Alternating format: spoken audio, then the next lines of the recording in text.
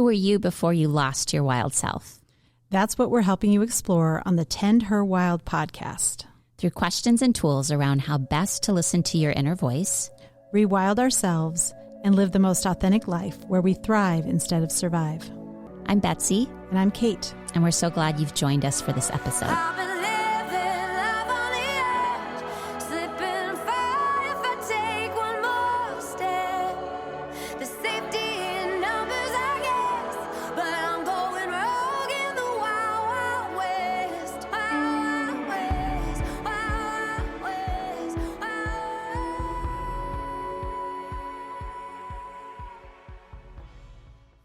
Hello, Tend Her Wild podcast listeners, and welcome to episode 1 of season 3.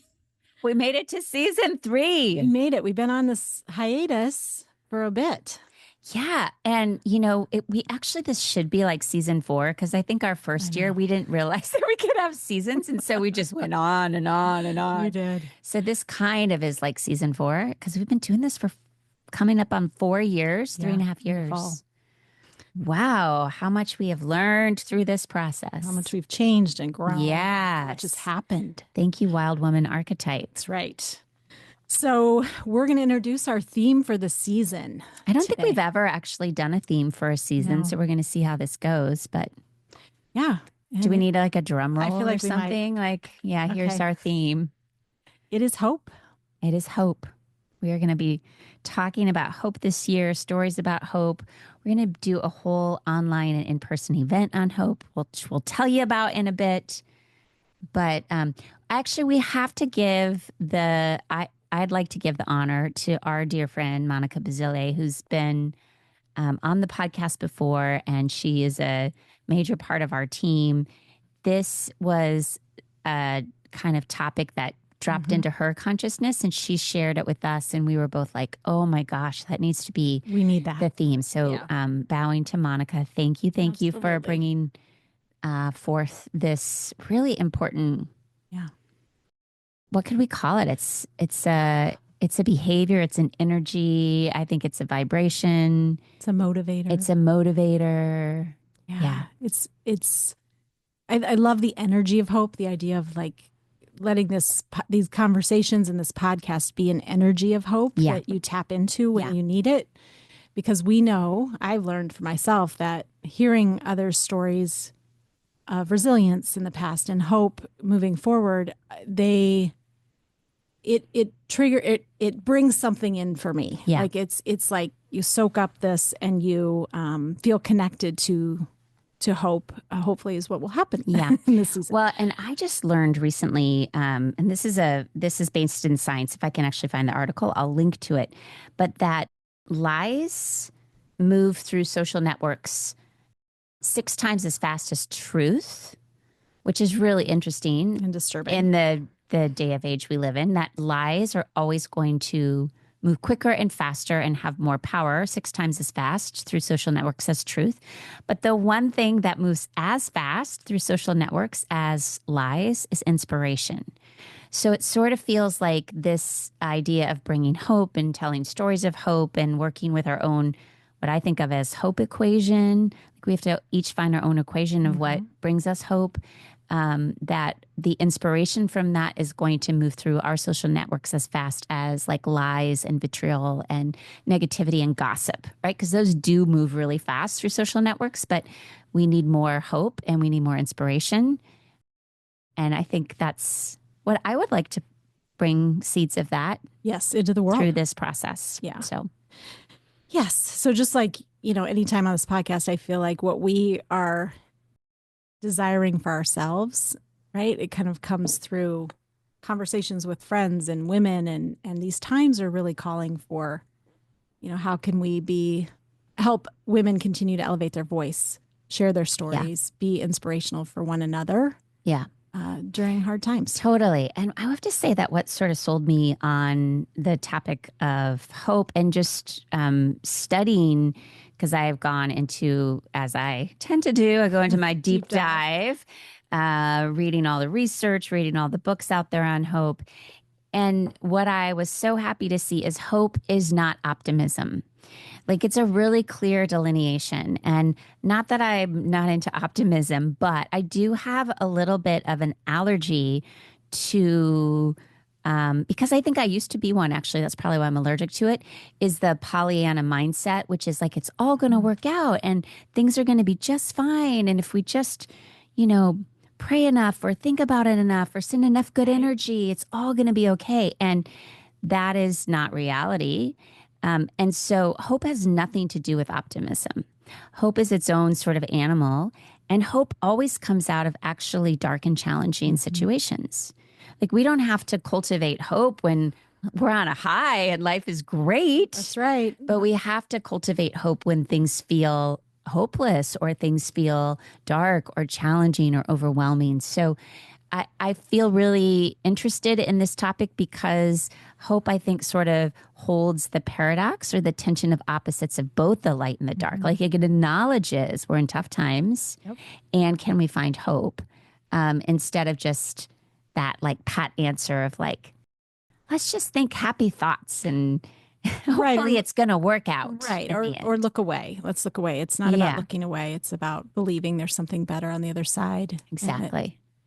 yeah. And my year, I mean, we're going to get into kind of our own Yeah. hope practices, but I know you know this story, and I will share that at the beginning of this year, so exactly a month ago today, my mom had open heart surgery, and it was very sudden, her need to have it. We had an appointment, and they basically said, you have a 80% block. We're going in next week.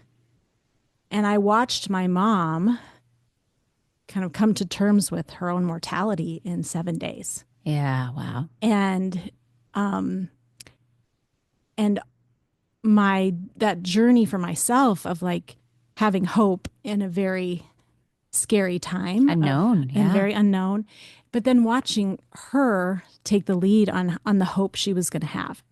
You know, we'd have conversations. I started recording conversations with her That in was the car smart. on the way to a pre-appointments because I suddenly didn't want to lose her. You Mm, know, I wanted to preserve like everything I could during right. that time. And we had some really, really deep conversations that I don't think we would have had on a normal day, right? Going to a Yeah. normal appointment. So for me, hope had to be a real, it was something I really had to lean into in the last month as she's recovering. And it was a very challenging, you know, long hospital stay, lots of time in the ICU, and also spending time with all these amazing healthcare workers and seeing how they brought hope to Yeah. patients. And I had this, I felt like a ringside seat to an environment I'm not normally in. And it kind of changed me. It Mm, changed how I think about my own mortality and my parents aging. And, you know, so anyway, that experience for me, I realized that hope became part of what I was leaning into during that time. and it sounds like your mom kind of was the lead on this, that She she was digging in and finding hope in herself, which then maybe opened you mhm. up to having more hope. I think that's exactly right. And I want to point out what I'm really proud of her is that her appointment for the cardiologist wasn't until February. And in late December, she said, something's not right. And she called me. She said, I just feel like something's not right. And I said, follow your instincts. Mm, And she called, that's a wild and I woman know. tenet. Follow your Yep. instincts, listen to your gut. Yeah. So she got in earlier, like the next week, and they found the block and immediately did surgery. So I look at her too with great admiration and her willingness at her 79 of saying, I'm going to trust myself, my Yeah. own instinct about my health. And then, you know, watching her persevere and have hope every day in her rehab and, you know, taking Yeah. small steps to get there. So this theme feels pertinent because in the midst of that personal story and kind of being completely consumed by that in January, there was so much upheaval in the world. Yep. So it's, yeah. Yeah. Yeah. And I think, thank you for that share. Because actually, we've talked about your mom, but I haven't heard that piece about hope. And I think it's really beautiful from someone coming at that stage of life and really, truly being on the cusp of their own mortality. I mean, you can go into those surgeries and not know whether or not you're going to wake up. And so for her to sort of be the leader in terms of hope, that's a really powerful vantage point, I think, and speaks to the power of hope. And, Yeah. Hope, all the research supports it, right? Like it improves our physical health outcomes. It Yes. improves our mental health outcomes. It's got all these benefits to it, but it does require us to take sort of an active role. And it sounds like your mom was active. She wasn't in a passive role, like letting people call the shots for her. She took a very active role, which is part of what I think is essential with hope, is that we have to step up. Yeah. Yeah. And we talked a lot about all the things she had to be hopeful in the future, right? Those things that she wanted to be present for, and keeping her mind on, future weddings and great grandchildren. And we had all those conversations. So, yeah, Wow. it was powerful. It is powerful. Today's episode is brought to you by Dr. Yoga Mama, which is all the many offerings I have blending psychological science with the ancient wisdom of yoga and mindfulness. Join me for a yoga class, a meditation weekend, an online course, Wisdom Wednesday, which is the first Wednesday of every month, or maybe even an international retreat like Greece in the fall of 2025. By providing spaces and experiences for people to look inward, it is my great honor to watch people become the change they wish to see in the world. This podcast is being sponsored by Kate Moreland Coaching. As a transformational coach and an advocate for authenticity and well-being, I work to support individuals and organizations navigating challenging times. Whether you are an individual, a leader, or an organization, your creative power lies in your authenticity. Doing the work to understand your strengths and acknowledge the patterns and rocks that are in your way is the path to well-being. Whether it's your career or your relationship with yourself or others, transformational change begins within. To learn more, reach out to me at katemorelandcoaching.com. I'd like to introduce sort of what we're doing come April, and then I will talk about how it's personally affecting me, because I can't say that I had sort of a personal situation like you did, where you have a mom on the cusp of her own mortality and sort of hope arrives. But what we're doing starting on March 31 is we've got a grant. I was lucky. I was reflecting on this 4 years ago. I was in the right place at the right time, which is just how synchronicity works. I was talking to a friend of mine who happened to have some grant money, and she encouraged me to do an application and see what could come of it. And so this first year I did this program called Tend Her on self-compassion. And we had 1,000 women show up within a week, sign up for the process, and do this online program on self-compassion. Year 2, I brought you in on it, and a bunch of other people. So now this would be the 4th year. So this project is called Tend Her. It's for women.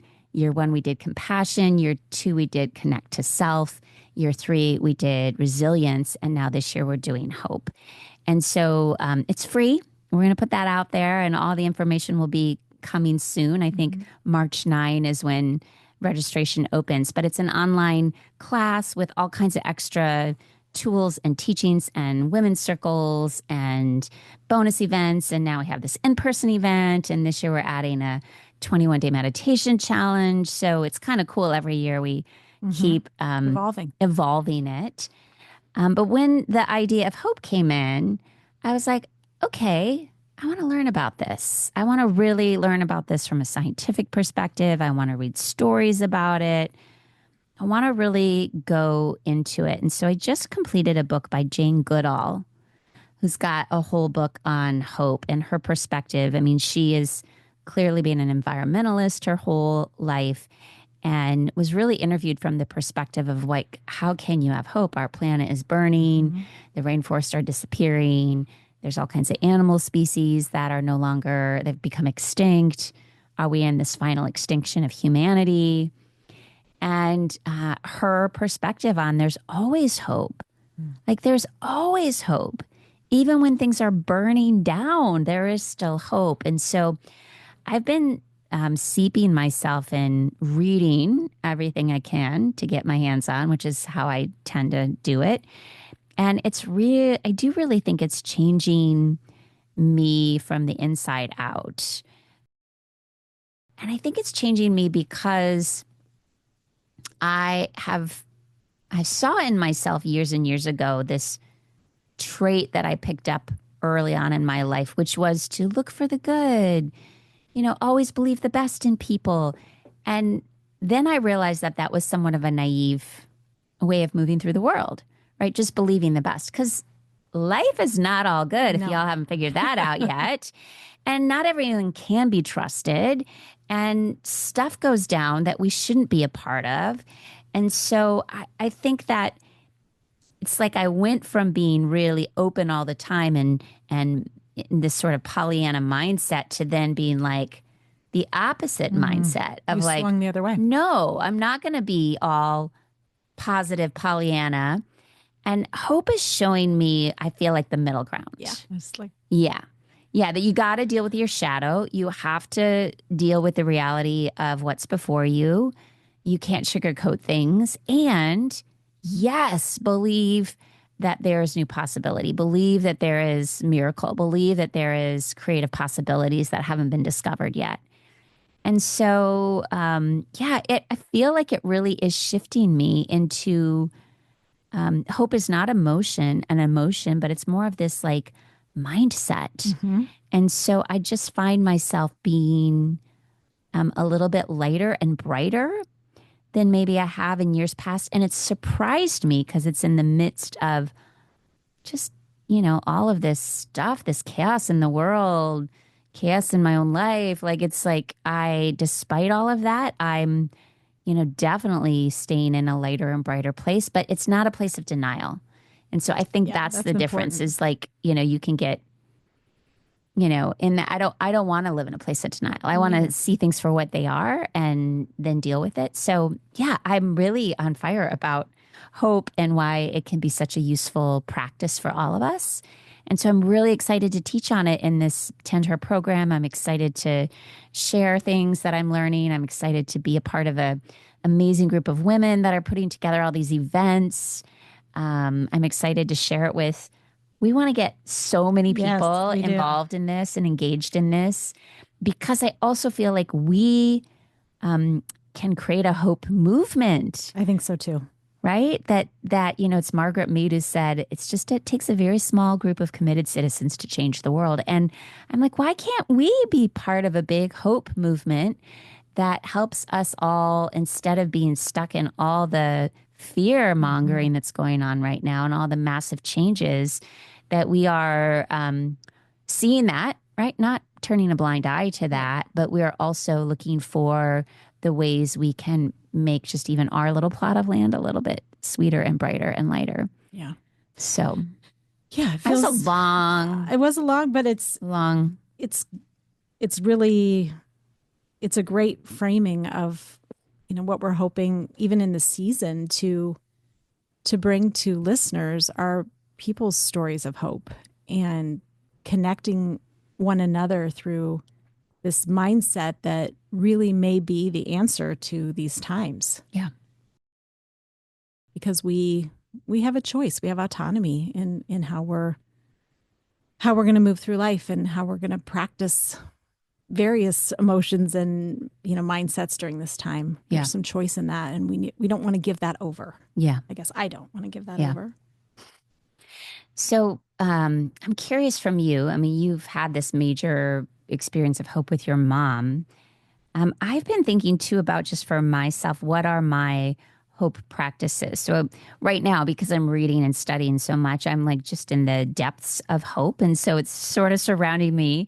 But I have found that there are specific things I'm doing that are helping right now, and I'm curious if you have some specific practices or actual behaviors, actually things you're doing that are keeping you, I would say, more in the light than the dark, Hmm. right? Because there's lots of dark right now. Yeah. What's keeping you moving towards more light in your own life?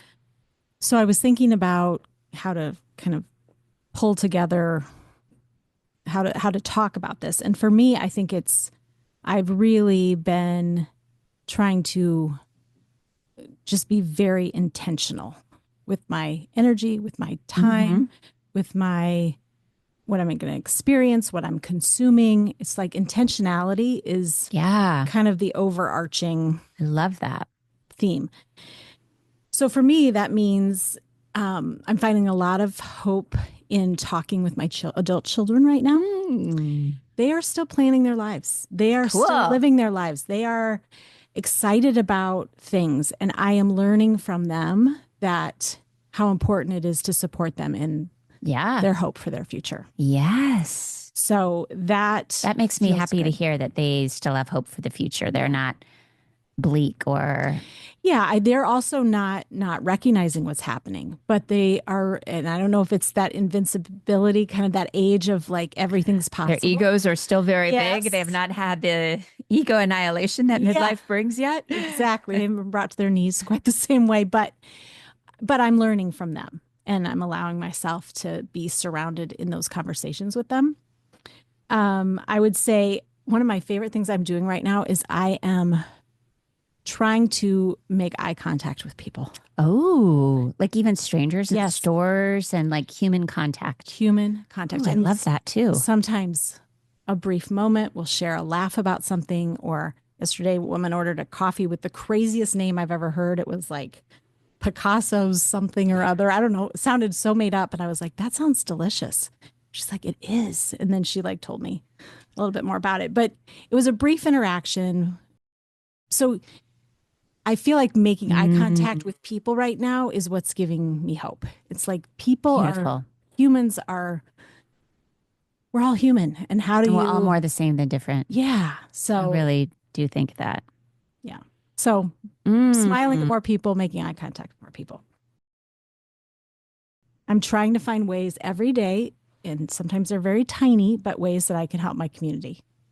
And sometimes it's reposting an event a nonprofit is doing, or using my time, volunteering some time right now to help a nonprofit, dropping off a donation, making a Venmo donation really quickly, but every day something that feels like an action that's a little pebble. Like I feel like I'm just trying to throw a pebble in. Some like beautiful ripples, hope ripples that are going out. Yeah. And then this one's really interesting. I started journaling about the times we're living in. Ooh. So I read this piece about how during, in Germany, when the media was kind of shifting the story, the newspaper, from the Holocaust, women began writing. And that families found records later of these writings. And so they're encouraging people right now during these times to write. And I have found that to be really therapeutic. That's great. Yeah. And I think I'm writing it kind of from a vantage point of, what I'm observing, what was the next thing to happen today? What's concerning me right now? Where, how are we responding? So it's like being a reporter. Yeah. In a journal. And that's great. Yeah, it's been really, I sit by my bed and I just kind of, so it's, I'm so used to journaling about kind of myself and like how I'm feeling about things. But this is almost from a more observational standpoint of the culture and like what's going on. Okay. Yeah. Wow. That is going to be like gold for your great grandchildren someday when they find it and are like, look at what Grandma Kate did. Yeah. Ooh. So those are some of the things I'm doing. I love it. And it's inspiring me. Yeah. Yeah. Yeah. So how about you? I'm sleeping more. Yay! Oh my God. I'm really? Yeah. You don't always do that. I know. I've had a long-term relationship with insomnia, but I have broken up with insomnia. No. How did you break up? I don't know. I'm sleeping really deep in my own bed. I have like a little magical concoction I'm drinking before bed, but I think I am giving my self permission to sleep a little bit later in the morning. Yeah, and it feels so restorative right now. So I'm very aware that if we are to be purveyors of hope and if we are to be shining our personal light into the world, I need to be taking such good care of myself. And I've been a big self care advocate for a long time, but this feels like a new level, sort of like, yeah, I'm not going to call that person, or I'm not going to engage in that conversation, or I'm going to sleep in an extra hour, or I'm going to make sure I'm picking up something nourishing to feed my body because it just seems more necessary than Yeah. ever right now. Managing your energy. Managing my energy. I said to someone the other day, right? If we are in all these massive changes, we got to like pace ourselves, Yeah. people, right? Like we It's don't, not a, it's a marathon. it is a marathon. And so I'm doing that. Like, and I think that's been really extra useful. Like I'm extra just good kid kind gloves for myself, which I think has been really Yeah, that's great. helpful. And then I have been metabolizing and taking in more art. I'm Mm. listening to new music. I'm reading, even though I'm reading all these like psychological articles on hope, I'm also like trying to read more novels. I'm watching more movies. I'm not a I TV know. person at all. Like I don't do TV. I don't do shows. I'm like, but I'm doing it. Like I'm Are you watching enjoying it? movies at night. Yeah, because I think it's my way to unplug, but yeah, it's been helpful for Yeah. me. It's been good. I love movies. I And I'm love, trying to do like artistic movies and yeah, I'm just trying to be more conscious about taking in really good art. in Um, I, whatever form. yes, and Yeah. I've got it on my calendar that I want to go to the Art Institute in Chicago. I used to live in Chicago and I had like a yearly pass and I would just go stand in front of the old Dutch masters or a good Van Gogh or Renoir. And there's this one painting I've been dreaming of. It's Georgia O'Keeffe. There's this big Georgia O'Keeffe when you're going up these stairs and it's like clouds. And I've been dreaming about that painting. And so I was like, I'm just gonna go. I'm gonna take a day. I'm gonna drive to Chicago. I'm gonna walk through that art institute. So yeah, I'm trying to really use more imagination and creativity. I have been sitting down at my piano. I'm a pianist and I've not touched the keys, minus like doing some accompaniment for my kids and their music. And I just sat down the other day, pulled out an old sonata book, and I just started to like play. How'd it And feel? great. It's so good for my brain. It's so good for my brain. Isn't it funny how So, you just said, like, I've just accompanied my kids, yeah, right? I've been Because taking care of my yeah. kids for the last 19 years. And I Yeah. see a theme in everything you're saying. Yes, Feels taking like, care of me yes. in a new way Mhm. because it also feels like and I'm curious if you felt this too. I actually have not been scared by anything that's been going on in our world. I've been like a little shocked and dismayed by it, but to me it feels like a little fire under my seat that's like, all right, it's time. We're all stepping up in new ways. We're going to make this world better. It feels like it's fallen apart, but you know what? Like it's created like this deeper, okay, game on, people. I'm in the arena. I'm going to do my part, just like everything you were saying, whether it's I'm going to drop off more donations. I'm going to reach out to that immigrant person I know. It feels game on. And so there is a sense of, okay, I want to take care of myself in a deeper way because I want to be able to show up Mhm. and be a source of hope and find hope in my own life. And so I feel like I'm using that there's something I don't know, energizing about this time right now, these times. Mhm. Do you feel that? Yeah. I mean, I feel like when my heart breaks for things, which I have felt heartbroken in the last few weeks, I have friends that have lost jobs, federal jobs, families that are struggling now, not knowing their next step. So I have a lot of heartache about it, but my response is I'm going to do just what you said. I'm going to live bigger. I'm going to Yeah. give bigger. I'm going to use my gifts in whatever ways I can think of right now that, again, can be part of the collective movement to kind of resist this idea that this is the direction, like we want to move in a new direction. We don't want to, but yeah, out of my heartbreak kind of comes action. Yeah. Like I need to take action and be alive right now. We've talked about this, you and I, we're here for a reason, all of us right now. Absolutely. And I really feel like there's no more playing small, people. Nope.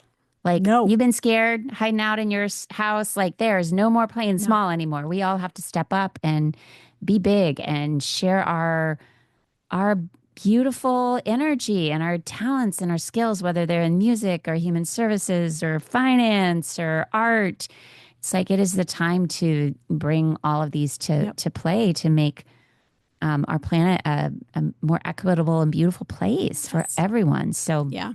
And I think, in terms of this podcast, just the desire to continue using our voices and being a platform for other women to use their voices and hear their stories. Yeah.